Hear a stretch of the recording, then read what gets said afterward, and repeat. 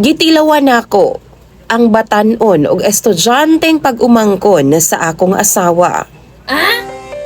Maayong adlaw diha kaninyo DJ Sam. Naaghat kog padaning ako ang kaagi pod og problema. Aron pod makapangayo og advice nimo og sa imong mga followers. Tawagan na lang ko sa pangalan nga Johnny. 34 anyos ko DJ Sam. Na ako'y asawa ug anak. Dili baya pod alanganin og itsura ang akong asawa DJ Sam. Gwapa siya ug ikapanghambog pod nako sa ubang mga tao. Ako ambot lang kung gwapo wapod ko pero ingon sila doon na po daw ko'y hitsura DJ Sam.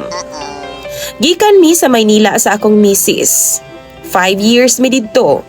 Pero nanguli mi dinhi sa Mindanao kay gimingaw daw siya sa iyang mga ginikanan. Tuod man, kay wa palagi ko'y pangita pero naami kwarta nga dalagi kan sa Maynila. Pero para lang jud nga di mahurot, naga-sideline ko DJ Sam. Naga-inadlawan ko og pananggi og mais, lampas og uban pa. Bisag unsa na lang basta kay mo income ko. Usa ka adlaw niya na DJ Sam.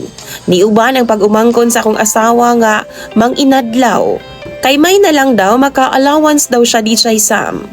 Kay estudyante man siya. Edad aning bataa DJ Sam, 19 anyos pa lang. Wapa pod, puti kayong bataa, slim og lami kay glawas DJ Sam. Naapay dimple duha ka buok. Pero kay pag umangkon man lagi sa akong asawa, isip iya kunuhay kong uyuan, mutagad yun ko niya. Why mali siya ba kumbaga? Normal lang god nga matinahuron pod nga bata. Kada kita namo mo amin sa akoa. Sa amo ang pag-inadlaw DJ Sam, uban ang mama sa akong asawa. O iyang uban pa nga mga igagaw og kadugo. Katong bataa DJ Sam. Sige ra pod mig istorya-istorya about sa iyang love story. About sa iyang adlaw-adlaw nga struggle. Isip estudyante DJ Sam. Pampawa lang gud sa kakapoy og kalaay ang among chika-chika DJ Sam. Unya sa wa madugay nakakita kog trabaho sa Davao. Pila ka adlaw DJ Sam sa akong pagpalayo. Naanay ni buto nga istorya nga uyab daw mi atong bataa. Dili in taon tinuod DJ Sam. Maong pirtig yung sukua sa akong asawa ug sa iyang mga kadugo nga mao'y nagpakalat sa istorya. DJ Sam, luoy in taon kaayo ang bata. Di man gyud in taon tinuod oy. Maong nangita kog paagi nga makontak nako siya ug tuod man nagkontakay ming duha. Grabe niyang hilak kay nakadungog lagi og mga sakit nga istorya ug ang pinakalala pa gyud DJ Sam. Mga kadugo ra pod nila ang nagkalat sa maong isyu. Ug sa akong kasuko DJ Sam, ako siyang gikumbinse. What if atuan na lang tinud-on? Dako kaayo iyang no DJ Sam.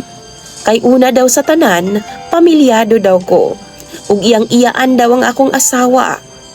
Depressed in taon ang bata DJ Sam.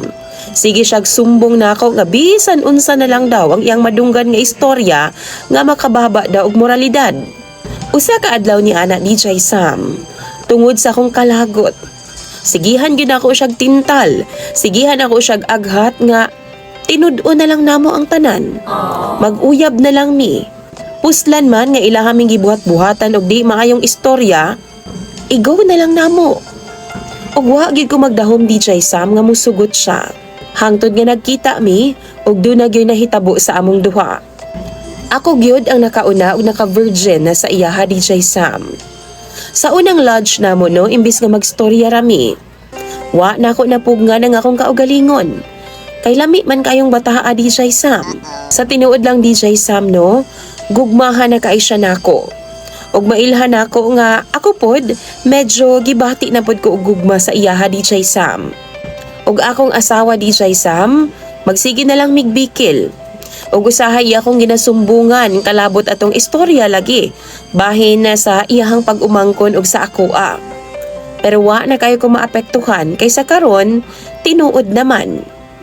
Mangayo lang kog advice sa imo mga followers o viewers sa DJ Sam. Palihog lang kog comment kay ako ng pambasahon.